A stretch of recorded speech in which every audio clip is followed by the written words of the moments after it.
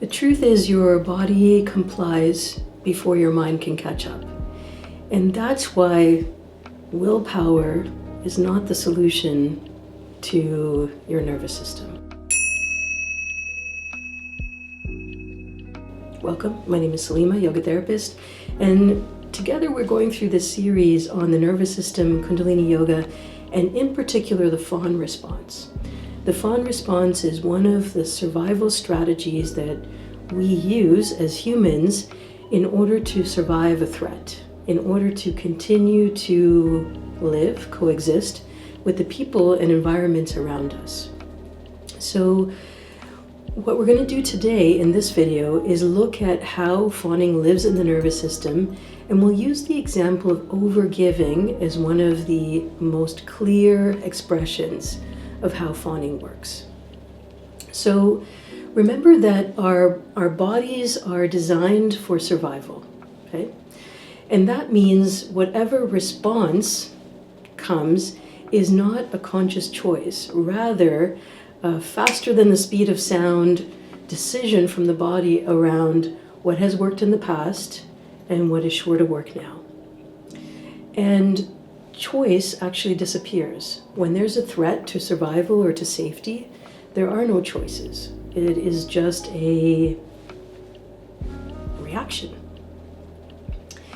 And for those of us who grew up as girl children, we grew up in places that we might have experienced harm, being people of color or queer people, then this just kind of conditioning of being very highly alert to threats in the environment is part of how we grew up. Facts. And in that case, in order to survive, we had to figure out ways of behaving that would allow us to continue being in relationship with other people. So it's a relational trauma that we are starting to discover now. And fawning is a form of compliance. If there is someone threatening in the environment, and this could be threatening because they're bigger, because they hold some kind of cultural power or dominance, or they are threatening in terms of what they're saying or what they're doing, then fawning is a form of compliance. And I think this is really important to consider, that most of us have learned how to tap dance around threatening situations, but still somehow manage to keep our jobs, or to keep our positions, or to keep our relationships intact.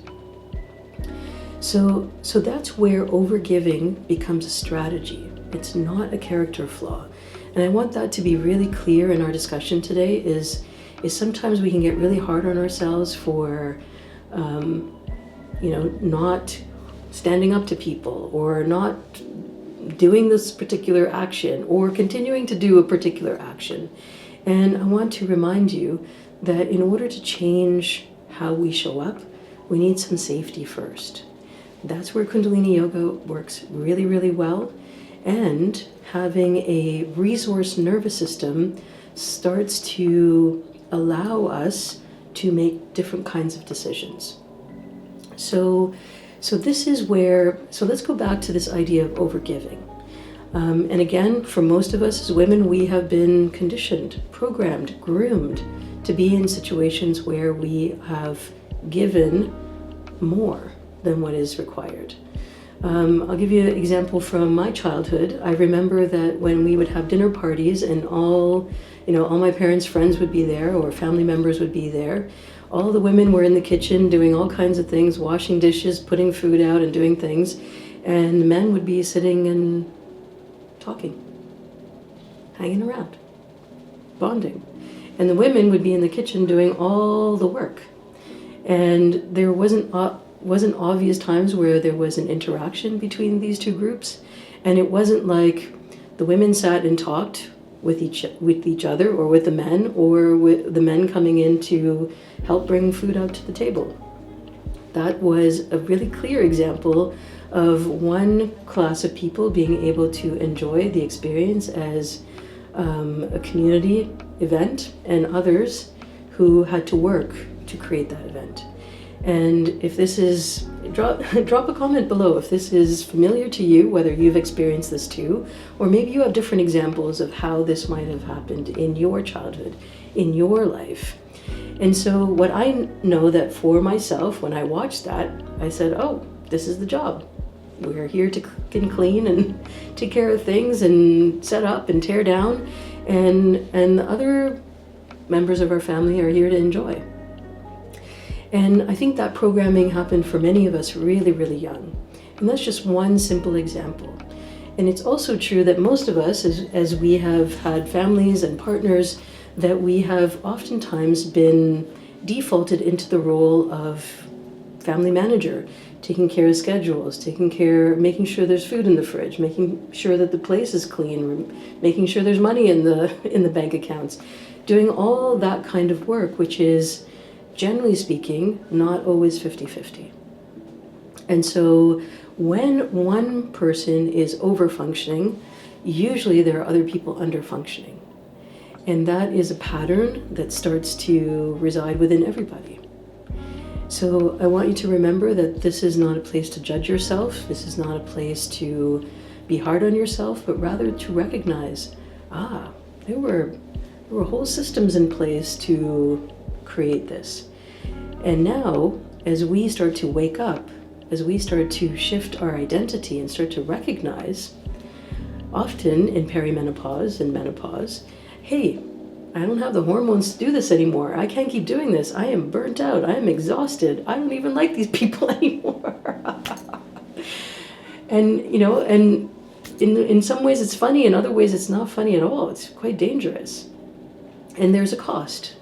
Because when one person is overgiving to that capacity, there is a drain on that person's energy, health, identity, vitality, and a genuine regard for everybody else. And I think there is also some responsibility that we have to take here, is that overgiving is not generosity. And usually it leads to resentment, which means whatever's happening isn't happening with a big open heart. It's happening because that's an established pattern, because our nervous system are trying to prevent rupture, rejection, danger. There's a compensation that is happening. So while you take a look at those patterns in your life, it's really important to have a support system in place. Maybe there's a person that you come to. Maybe there's a practice that you found in Kundalini Yoga that gives you that sense of comfort, of connection, of clarity. And that's the one I want you to focus on. Okay? So let's do a little bit of work now to reorient to your inner experience. This is 4-7-8 breath. We're going to inhale for 4, hold for 7, and exhale for 8. And this is a way of resourcing. This is a way of bringing in a little bit more energy, and to help you grab a minute of inner clarity in the context of this conversation that we're having. Okay? So inhaling for 4, hold for 7, and exhale for 8. Inhale.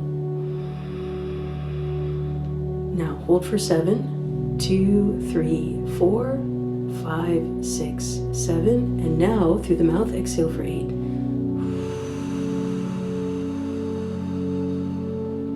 Good. Inhale 4, hold for 7, exhale 8.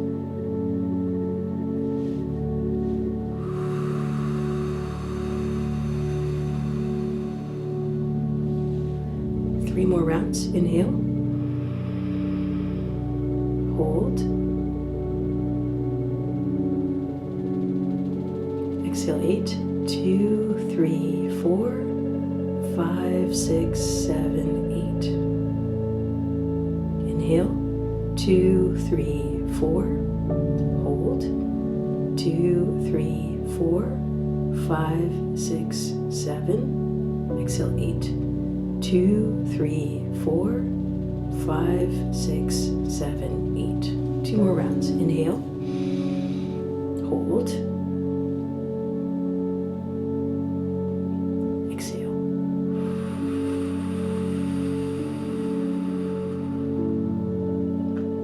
Last round. Inhale. hold.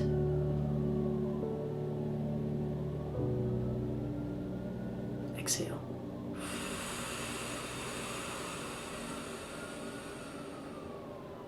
Good. When you get to your full practice of Kundalini Yoga on a daily basis, you have wiped away some of the stress, some of the anxiety, some of the discomfort that has crept up over the course of your day, and then you can really sink into your practice in a way that allows you to bridge this gap between how your nervous system has been functioning, the patterns that have been there, and where you want to direct your energy and your time and your vitality. So this particular breath work, 478, it interrupts automatic compliance, right? So it isn't just a regular breath. There is some thinking to do, there's some holding to do, and so that means you're working on your internal choice. I am choosing to do this breath right now, which means we also get to slow down urgency and stop the over-giving. So I invite you to use this whenever you have an opportunity to sit with yourself, take a moment, understand where you are and what you would like to do. Okay, because overgiving is a symptom driven by the nervous system. Boundaries don't feel neutral. Having a sense of say doesn't feel neutral. It feels dangerous. And in the next video, I'm going to talk about boundaries and why they feel so difficult, especially if you have a strong fawn response.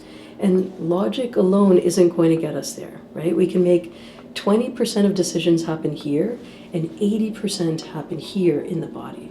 So when we tap into our bodies, which is what Kundalini Yoga is really good at, then you can start to repattern, shift the energy, move in a way that feels like it's resonating for you. If this is landing for you and you want more technique, then there are lots of ways to do that. One of them in particular is Kundalini Yoga, right? Is the training. So you can come here and do all kinds of practices. I love that for you. That's why I've created them. And remember that an ongoing commitment, accountability, mentorship, having a community, having a structure around it really makes what we're looking for attainable. Because your nervous system needs to feel safety, not just think about it, not just keep on doing the same thing with the same old people in the same way, but shift it so that you are in an environment where your needs, your concerns, your beingness as a human is recognized. This is for women, for all queer folks, and in particular, I welcome you to come in. I think it's really important, especially at this time in our lives, that we do a little bit more like that. So, all that information is below. If you like this video, please like and subscribe. Share it with somebody who needs this information. And just remember that we are here understanding and learning and growing. My name is Salimah, yoga therapist. Remember that with support, we start to ease off of exhaustion and collapse. And that's what I want for you, is to feel vital, to feel real, to feel resourced in your life. I'll see you in the next video. We're talking about Kundalini Yoga, boundaries, and fawning as a trauma response.